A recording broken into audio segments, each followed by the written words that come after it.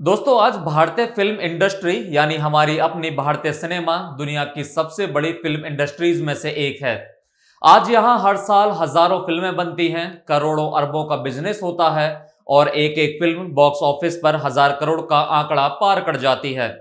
लेकिन क्या आप जानते हैं कि जिस महासमुद्र को आज हम सिल्वर स्क्रीन या बॉलीवुड कहते हैं, उसकी पहली बूंद कब और कैसे गिरी थी? आज से ठीक 113 साल पहले साल 1913 में भारतीय सिनेमा की पहली मूक यानी साइलेंट फिल्म रिलीज हुई थी, राजा हरिश्चंद्र।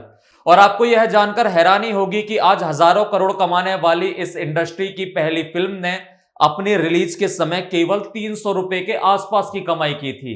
जी हां, बिल्कुल सही सुना आपने, सिर्फ 300 रुपए। लेकिन यह 300 उस समय के लिए क्या मायने रखते थे? इस फिल्म को बनाने के लिए इसके मेकर दादा साहब फाल्के को क्या क्या कुर्बानियां देनी पड़ी और कैसे उन्होंने अपनी पत्नी के गहने बेच दिए, कैसे उन्हें अभिनेत्रियां ढूंढने के लिए कोठों के चक्कर लगाने पड़े और कैसे एक अंधेपन के दौर से गुजरते हुए उन्होंने भारत का पहला सिनेमाई इतिहास रच दिया। आज के स्पेशल वीडियो में हम समय के पहिए को पीछे घुमाएंगे और आपको बताएंगे राजा हरिश्चंद्र की मेकिंग की वो अनसुनी और रोंगटे खड़ी कर देने वाली कहानी जो आपने आज तक नहीं सुनी होगी। इस कहानी की शुरुआत होती है साल 1910 से। मुंबई के अमेरिका इंडिया पिक्चर पैलेस में एक 40 साल का शख्स बैठा हुआ था। उस शख्स का नाम था घुंडीराज गोविंद फाल्के, जिन्हें आज पूरी दुनिया दादा साहब फाल्के के नाम से जानती है। उस थिएटर में ईसा मसीह के जीवन पर आधारित एक विदेशी मूक फिल्म चल रही थी जिसका नाम था द लाइफ ऑफ क्राइस्ट। पर्दे पर चलती हुई तस्वीरों को देखकर दादा साहब फाल्के बिल्कुल मंत्रमुग्ध हो गए। जहां बाकी लोग इसे सिर्फ एक मनोरंजन के रूप में देख रहे थे, वहीं दादा साहब की आंखों के सामने एक सपना साकार हो रहा था। उन्होंने फिल्म देखते देखते अपनी पत्नी सरस्वती बाई से कहा, अगर ये विदेशी लोग ईसा मसीह को पर्दे पर दिखा सकते हैं तो हम भारतीय अपनी देवी देवताओं जैसे भगवान राम, कृष्ण और राजा हरिश्चंद्र को पर्दे पर क्यों नहीं दिखा सकते? हमें अपनी कहानियां खुद कहनी होंगी। बस यही वो पल था जब भारतीय सिनेमा का बीज बोया गया।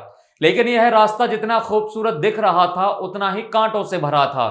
उस दौर में भारत में फिल्म बनाने की ना तो कोई तकनीक थी, ना कोई कैमरा था, ना कोई स्टूडियो और ना ही कोई ट्रेनिंग देने वाला।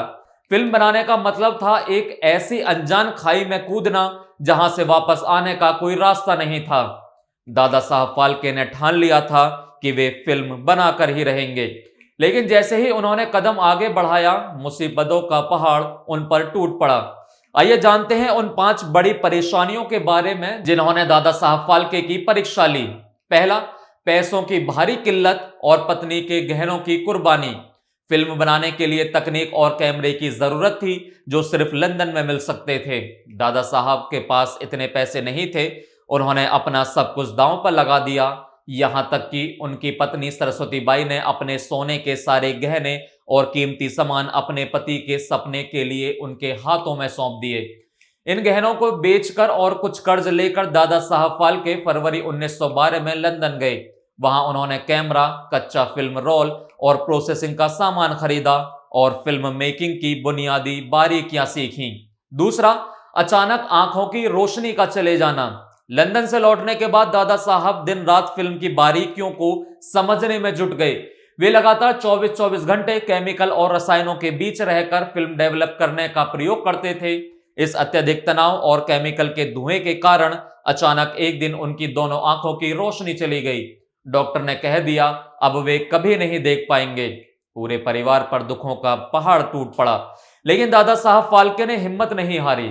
उन्हें अपने आत्मबल और इलाज के दम पर कुछ ही महीनों में अपनी आंखों की रोशनी वापस पाई और दोबारा काम पर लग गए। तीसरा, अभिनेत्रियों का ना मिलना। जब कोठों पर जाना पड़ा। उस दौर के रूढ़िवादी भारतीय समाज में फिल्मों या नाटकों में काम करने को बहुत ही नीची नजरों से देखा जाता था। भले ही राजा हरिश्चंद्र की कहानी थी, लेकिन उसमें रानी तारामती का किरदार निभाने के लिए कोई भी महिला तैयार नहीं थी।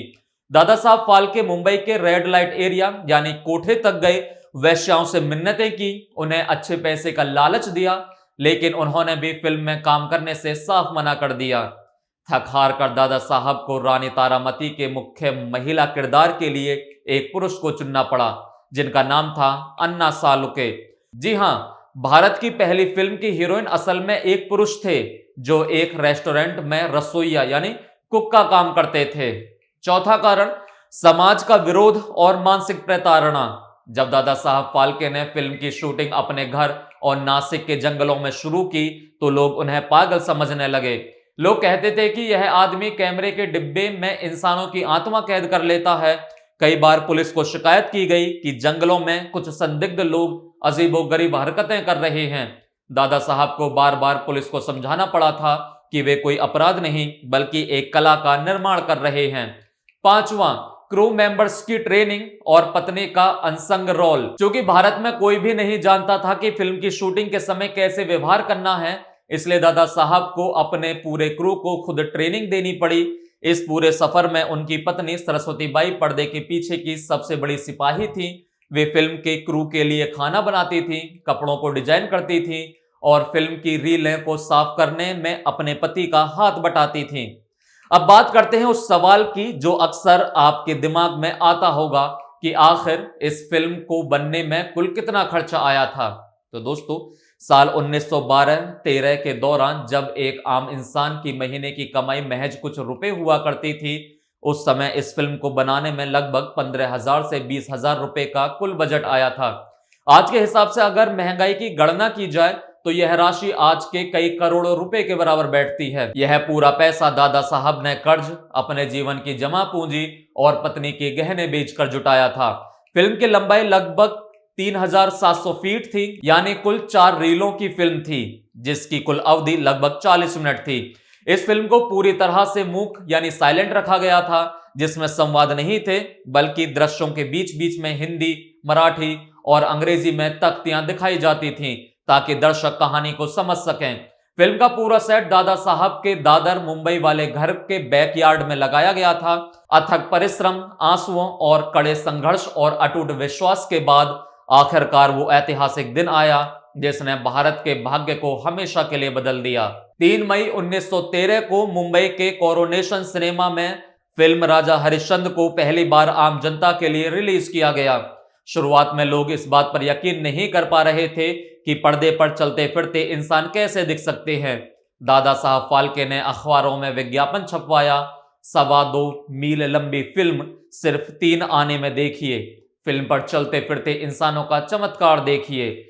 शुरुआती कुछ दिनों में फिल्म देखने बहुत ही कम लोग आए। ऐसा कहा जाता है कि रिलीज के शुरुआती दौर में इस फिल्म ने काउंटर्स पर महज 300 रुपए के आसपास की सीधी साधी कमाई दर्ज की।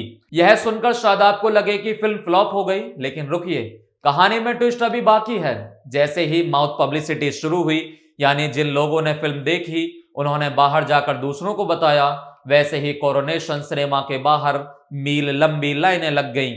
लोग बैलगाड़ियों में भरकर दूर दराज गांवों से अपने पूरे परिवार के साथ इस चमत्कार को देखने आने लगे। फिल्म इतनी बड़ी ब्लॉकबस्टर साबित हुई कि इसे लगातार कई हफ्तों तक सिनेमा हॉल में चलाना पड़ा। इसके बाद इस फिल्म के शो पुणे, नासिक, देश के दूसरे हिस्सों में भी रखे गए, जहां टिकट खिड़की पर पैसों की भारी बरसात हुई। इस फिल्म की सफलता ने यह साबित कर दिया कि भारत में सिनेमा का एक बहुत बड़ा और सुनहरा भविष्य है। तो दोस्तों, ये थी कहानी भारत की पहली मूक फिल्म राजा हरिश्चंद्र की। आज भले ही सिनेमा 3D, 4D, VFX के दौर में पहुंच चुका है, लेकिन दादा साहब फाल्के ने जो नींव 1913 में रखी थी, उसी की बदौलत आज हमारा देश वैश्विक स्तर पर अपनी पहचान बना पाया है। इसी महान योगदान के लिए दादा साहब फाल्के को फादर ऑफ इंडियन सिनेमा कहा जाता है और उनका नाम आज भी भारतीय सिनेमा का सबसे बड़ा पुरस्कार दादा साहब फाल्के अवार्ड दिया जाता है। एक आदमी का सपना, उसकी पत्नी का साथ और कभी ना हार मानने वाला जज्बा, इसी का नाम है राजा हरिश्चंद्र। आपको भारतीय सिनेमा के इस इतिहास और दादा साहब फाल्के के संघर्ष की यह अनसुनी कहानी कैसी लगी, हमें कमेंट बॉक्स में जरूर बताइए। क्या आपको पहले से पता था कि हमारी पहली फिल्म की हीरोइन असल में एक पुरुष थे? अपनी राय कमेंट बॉक्स में लिखना ना भूलें।